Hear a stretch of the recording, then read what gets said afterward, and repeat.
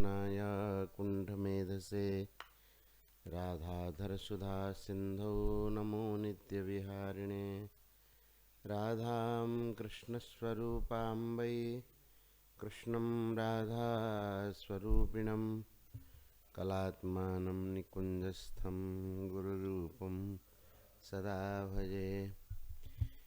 यस्या कदापि वसनाञ्चलखेलनोत्थ धन्यातिधन्यपवनेन कृतार्थमानि योगीन्द्रदुर्गमगतिर्मधुसूदनोऽपि तस्या नमोऽस्तु वृषभानुभवो दिशेऽपि।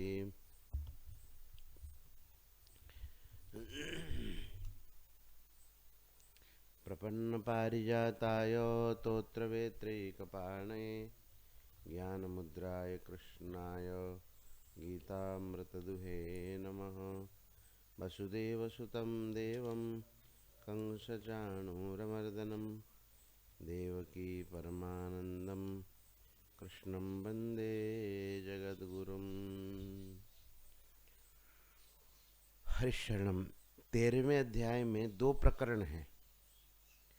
एक तो 1 से लेकर के 18वें श्लोक तक का एक प्रकरण है। इति क्षेत्रम तथा ज्ञानम ज्ञेयम चोक्तम समासतः मद्भक्त एतद् विज्ञाय मद्भावायो पपद्यते।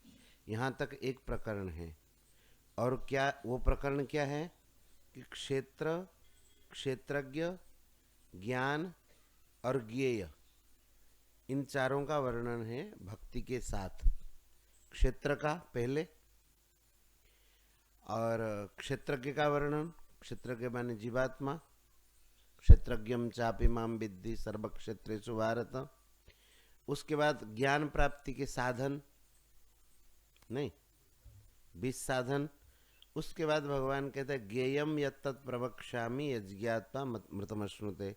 ज्ञेय तत्व का वर्णन है। तो 4 हो गए। एक क्षेत्र का, क्षेत्रज्ञ का, ज्ञान प्राप्ति के साधन माने ज्ञान का, और ज्ञेय तत्व का। इस प्रकार से 18वें श्लोक तक का ये एक प्रकरण है। दूसरा प्रकरण है प्रकृतिम पुरुषम चैव विध्यनादि उभौ अपि। ज्ञान के साथ प्रकृति और पुरुष का विवेचन। ये प्रकृति और पुरुष का विवेचन ये भगवान संपूर्ण अध्याय में ये करेंगे। तो उस क्रम से कल हम लोग 21वें श्लोक तक गए थे। पुरुषः प्रकृतिस्थो हि भुङ्क्ते प्रकृतिजान् गुणान् कारणं गुणसङ्गोऽस्य सदसद्योनिजन्मसु। भगवान कहते पुरुषः प्रकृतिस्थो ही भुङ्क्ते प्रकृतिजान् गुणान्। जब भगवान ने कहा कि विकारांश्च गुणांश्चैव विद्धि प्रकृति संभवान, विकार और तीनों गुण ये प्रकृति में उत्पन्न होते हैं, तो अब प्रश्न उठता है कि प्रकृति में जब गुण आदि उत्पन्न होते हैं तो पुरुष उसका भोक्ता क्यों बनता है? प्रकृति के साथ पुरुष का संबंध तो है नहीं। कहते कि संबंध न होने पर भी जो प्रकृतिस्थ पुरुष है अपने आप को प्रकृति में स्थित मानता। जैसे आप समझिए कि जल का गुण है ठंडा होना। जल का स्वाभाविक गुण ठंडा, लेकिन उसको अगर आप चूल्हे में बैठा दें तो जल गर्म हो जाता है ना। चूल्हे के साथ, अग्नि के साथ संपर्क के कारण जल गर्म हो गया, जबकि जल का गुण ठंडा है। वैसे ही जो पुरुष हैं, भगवान का अंश हैं, उसमें तीनों गुण नहीं है, लेकिन वो तीनों गुणों के साथ जब संबंध मान लेता है, पुरुषः प्रकृतिस्थो ही, प्रकृतिस्थ पुरुष ही प्रकृतिजान गुणान भुंक्ते, प्रकृतिजन्य गुणों का भोक्ता बनता है। और कहते हैं कि इसी कारण से सत असत योनि जन्मसु, सत और असत योनि में जन्म होने में अस्य गुण संगह कारणम, इनका गुणों के साथ संबंध ही कारण है। माने सत्व गुणों के साथ होगा तो ऊर्ध्वम गच्छन्ति सत्वस्था, रजोगुण अधिक रहेगा तो मध्य तिष्ठन्ति राजसा मनुष्य लोक में, और तमोगुण अधिक रहेगा तो अधो गच्छन्ति तामसा। इस प्रकार से भगवान ने कहा। अब भगवान आगे कहते हैं, उपद्रष्टानुमंता च भर्ता भोक्ता महेश्वर परमात्मेति चाप्युक्तो देहेस्मिन् पुरुषः परः। बोले कि यही जो पुरुष है ये कभी कभी उपद्रष्टा बनता है और अनुमंता बनता है। उपद्रष्टा अनुमंता च, और कभी कभी ये भर्ता बनता है। भर्ता माने भरण पोषण करने वाले, भर्ता। और कभी कभी ये भोक्ता बनता है। कौन? जीवात्मा। कहते कि एक है जीवात्मा, अनेक कैसे बन जाता है? इस विषय में भगवान कहते हैं कि देखो, एक आदमी अनेक रूप में प्रकट होता है कि नहीं?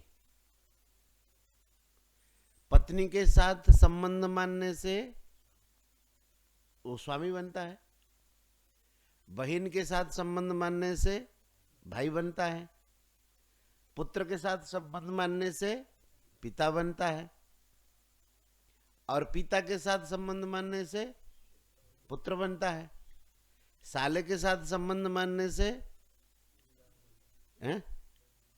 बहन हुई, साढ़ू आदि आदि जो उनका नाम जो होता है। इस प्रकार से उनका अलग अलग नाम हो जाता है कि नहीं? है तो वही। नौकरी के साथ संबंध मानने से मास्टर बन जाता है, डॉक्टर बन जाता है। तो उसी प्रकार से यह, जबकि उसकी संज्ञा कुछ भी नहीं है, भगवान का ही अंश है वो, लेकिन जिसके साथ संबंध मान लेता है उसी प्रकार से उसका नाम वही हो जाता है। समझ में आई? तो यहां कहते हैं कि वह क्या करता है, शरीर के साथ संबंध रखने से उसको उपद्रष्टा कहते हैं। उपद्रष्टा देखने वाला, और उसके साथ मिल करके अनुमति सहमति देने से उसको कहते हैं अनुमंता। उपद्रष्टा और अनुमंता। और शरीर के साथ मिलकर के अपने को शरीर का भरण पोषण करने वाला मानने से उसका नाम होता है भर्ता।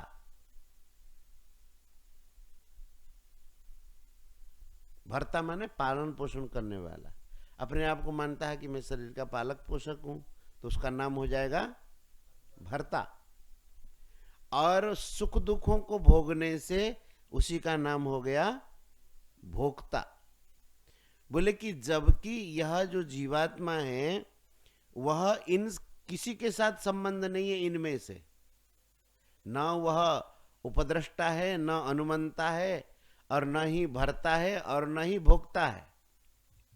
और कभी कभी उसको महेश्वर भी कहते हैं। महेश्वर अर्थात अपने को शरीर का स्वामी मानने से महेश्वर हो गया। चार बातें कही है ना, उपद्रष्टा, अनुमंता, भर्ता, भोक्ता, महेश्वर। लेकिन उसका नाम असल में क्या है?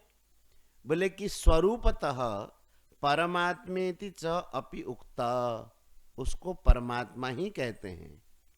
पुरुष को परमात्मा कहते हैं क्योंकि परमात्मा से वह भिन्न है। और देह में रहने पर भी देहेस्मिन अस्मिन देहे पुरुषः परः, इस देह में रहने पर वो देह से अतीत है। अब जैसे हम लोग घर के भीतर है तो घर से हम लोग अतीत है ना। कैसे? बाहर चले जाते, भीतर आ जाते हैं तो हम अतीत है। तो उसी प्रकार से कहते हैं कि इनको परमात्मा के नाम से कहा जाता है। और अस्मिन देहे पुरुषः परः, इस देह में रहता है लेकिन पुरुष जो है वो पर है। पर माने श्रेष्ठ, देह से अतीत हैं। ठीक है, समझ में आएगी नहीं? य एवं वेत्ति पुरुषं प्रकृतिं च गुणैः सह सर्वथा वर्तमानोऽपि न स भूयोऽभिजायते। देखो बढ़िया बात कहते हैं, कारणम गुणसंगोस्य सद असत योनि जन्मसु। सत असत योनि में जन्म होने का कारण गुणों का संग है। और मुक्ति का क्या कारण है गुणों से मुक्त होने का? बोले यह एवं वेत्ति पुरुषम, बोले कि यह जो पुरुषम एवं वेत्ति, पुरुष को इस प्रकार से जानता है। किस प्रकार से?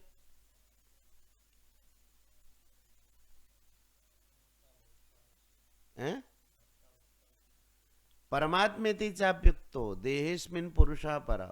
भर्ता भोक्ता महेश्वर तो गलती से मानता है, ये जानता नहीं।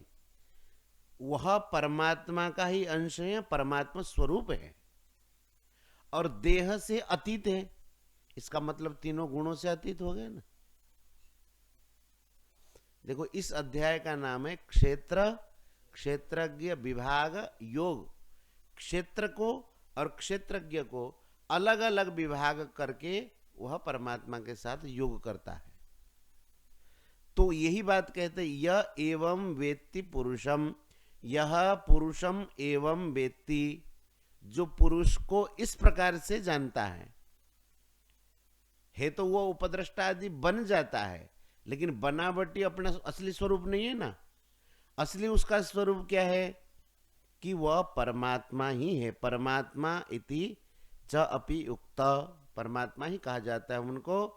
और देहे अस्मिन देहे पुरुष पर, रहता तो इस देह में लेकिन वह इससे श्रेष्ठ है, पर है।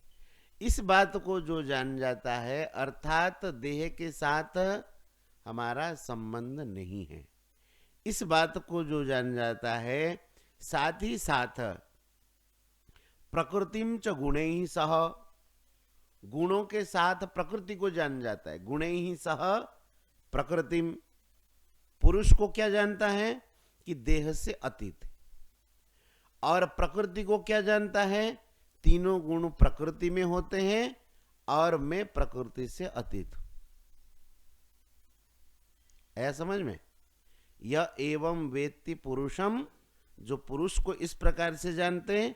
और गुणैः सह प्रकृतिम वेत्ति, गुणों के साथ प्रकृति को अनुभव कर देता है। बोले सर्वथा वर्तमानोपि, सब प्रकार की व्यवहार करने पर भी, व्यवहार ने अपना जो कार्य करने पर भी, न स भूयो अभिजायते, वह बारंबार जन्म मृत्यु चक्र में नहीं पड़ता है। इसका मतलब तीनों गुणों से वह अतीत अनुभव कर लिया अपने आप को। देखो इन सब चीजों को लेकर के ये चतुर्दश अध्याय आरंभ होगा, गुणत्रय विभाग योग।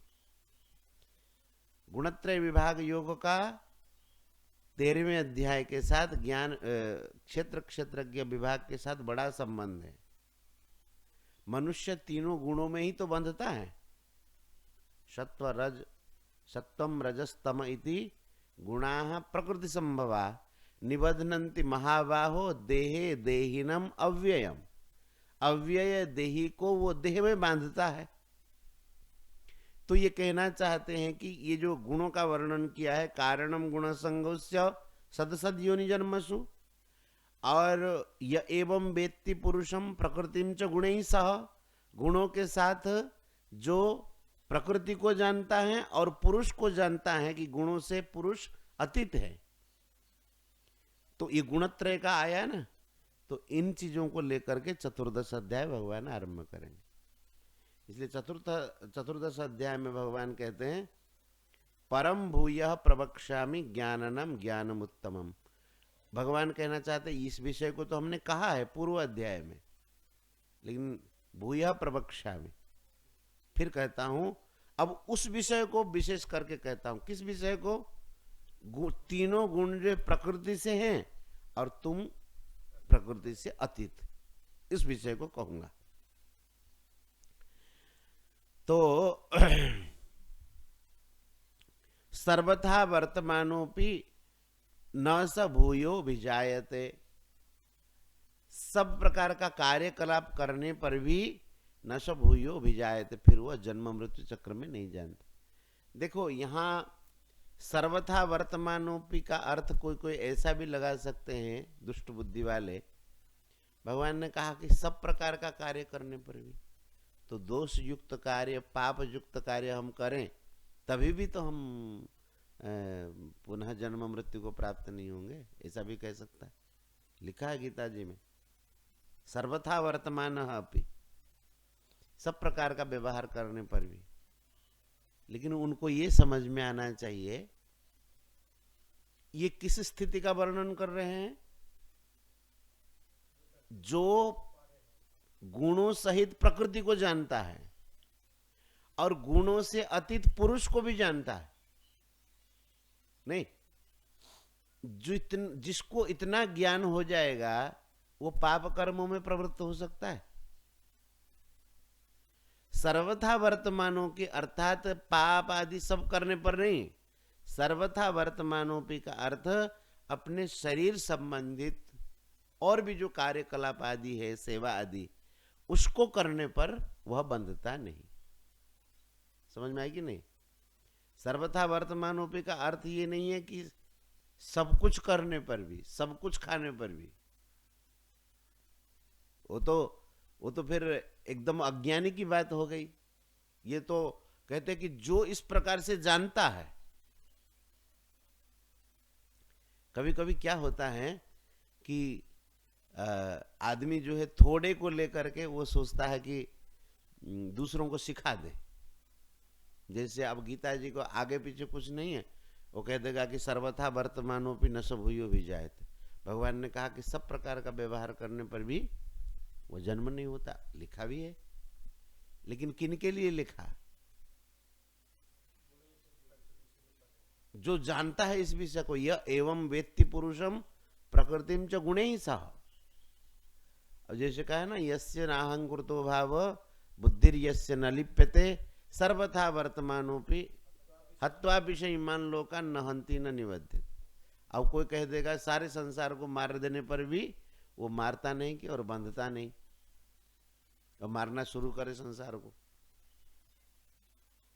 अब उतना उदाहरण दे करके आपको चुप करा दे? नहीं। किस प्रसंग में कहा जा रहा है? तो पाप कर्मों में, निषिद्ध कर्मों में प्रवृत्त हो ही कैसे सकता है कोई जिसको इतना ज्ञान है। प्रकृति के साथ गुणों को, गुणों के साथ प्रकृति को, और प्रकृति से अतीत परमात्म तत्व को, जीवात्मा को जो जान लेता है, न स भूयो विजायते। हम लोग बनाते छाछ बनाते हैं। देखो दही जब तक उसको बिलोना करके माखन निकाला गया नहीं, तो दही को मिला दो तो मिल जाएगा। लेकिन उनमें से ठीक से बिलोना हो करके जब मक्खन निकल जाता है, उस मक्खन को आप छाछ में मिलाना चाहो तो नहीं मिलेगा। मिलेगा? आप पानी में उसको तैरा दो तो पानी में नहीं मिलेगा। दही को आप पानी में मिला दो तो मिल जाएगा। लेकिन उसी दही से निकला हुआ मक्खन अगर उसको आप पानी में मिलाना चाहो तो वो मिलेगा नहीं, ऊपर तैरेगा। क्यों तैरेगा? उसको अलग कर चुके हम लोग। आप कहेंगे दही में भी तो मक्खन ही था तो सही, लेकिन उस विधि से उसको अलग नहीं किया गया। समझ में आई? तो वैसे ही उस विधि से, उस ज्ञान से जब अलग कर दिया जाता है, उसको अलग जान जाता है, भगवान कहते हैं न स भूयः भिजायते, वह पुनः जन्म मृत्यु के चक्र को प्राप्त नहीं करता है। बोले इस तत्व को लोग अनेक प्रकार से अनुभव करते हैं। किस तत्व को?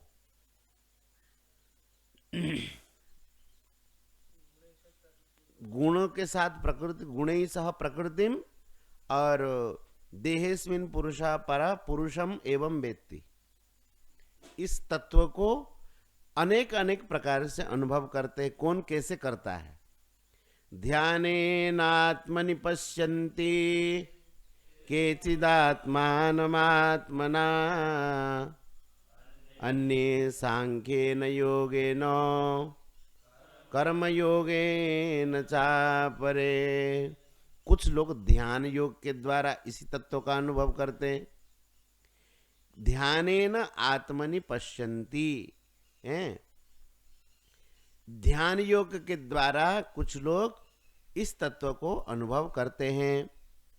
और ध्यानेन केचित आत्मानम आत्मना, अपने आप को अपने में अनुभव करते हैं।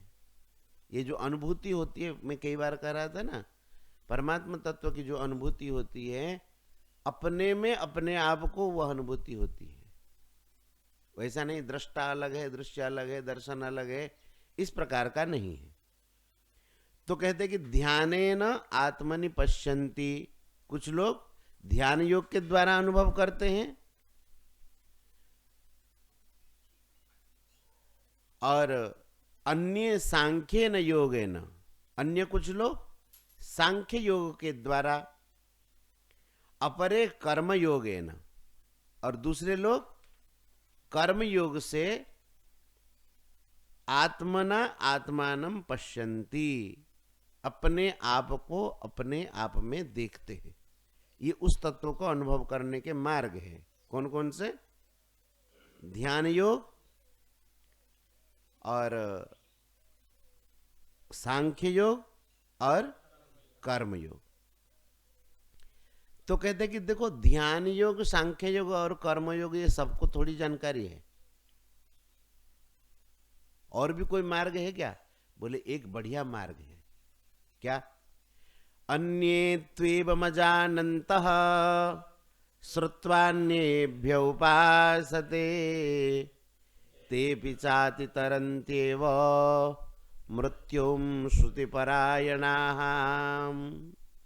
कुछ लोग कहते हैं ना कि हमको तो आता नहीं, पढ़ना नहीं आता है, श्लोक याद करना नहीं आता है।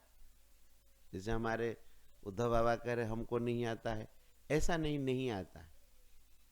साधना के अनेक मार्ग हैं।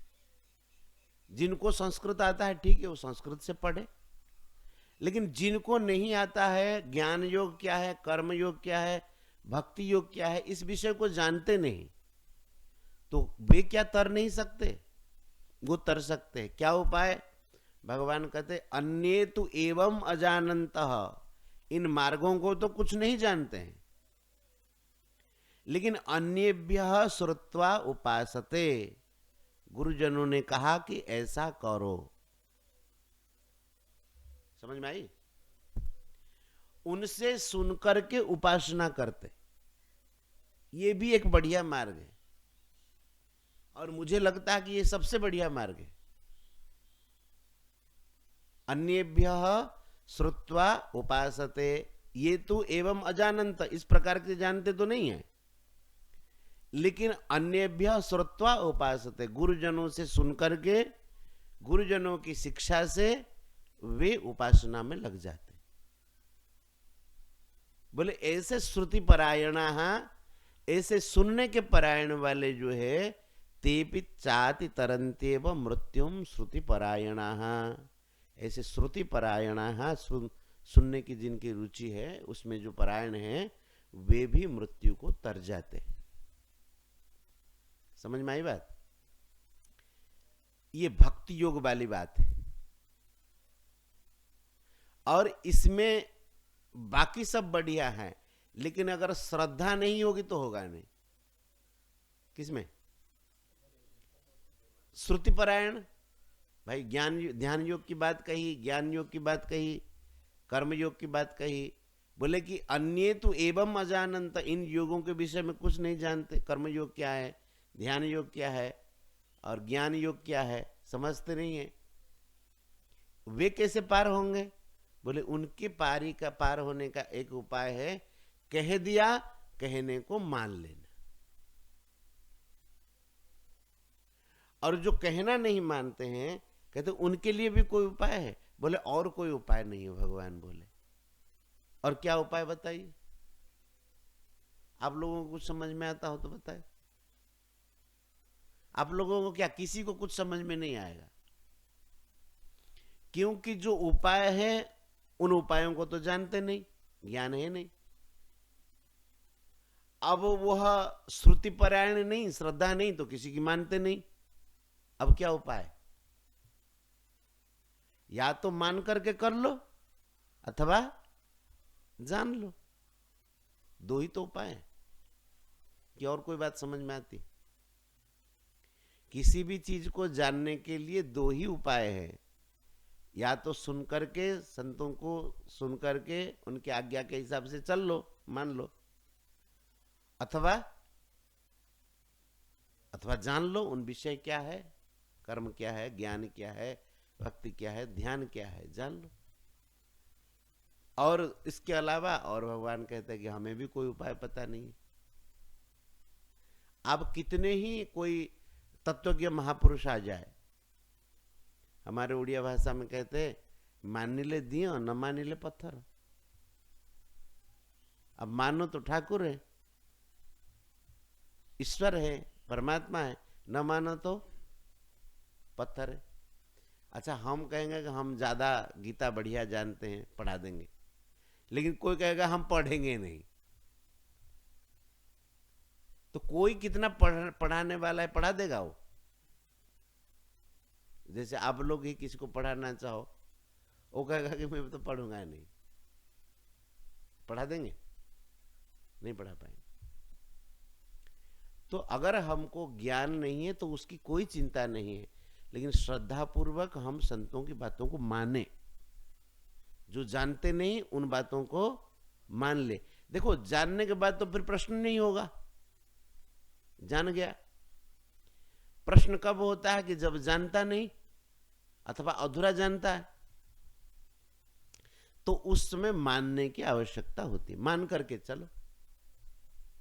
तो जो मान करके चलते हैं, अन्ये त्वेवम अजानन्तः श्रुत्वा अन्येभ्य उपासते, ये उपासना की बात कही ना, तो भक्ति योग।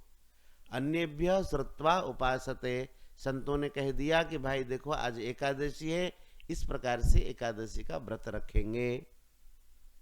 वो कहेगा हम तो नहीं रखेंगे, तो आप क्या कर सकते? कुछ नहीं कर सकते। तो जो जो संतों से सुन करके मान लेते हैं, तेपि चाति तरन्ते बत्ते अपि अति तरन्ति, ते श्रुति परायणा, वे सुनने की इच्छा वाले, श्रद्धा वाले जो भक्त हैं, मृत्युम अति तरन्ति, वे भी मृत्यु को तर जाते। ठीक है, यहीं पर रुकते। गोविंद जय जय गोपाल, जय जय गोविंद, राधा रमण हरि गोविंद जय जय,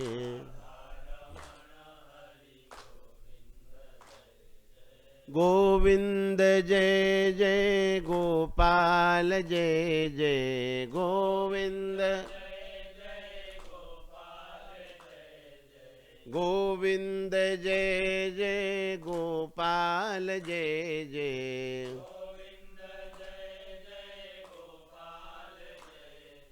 राधा रमण हरि गोविंद जय जय, श्री राधा रमण हरि गोविंद जय जय,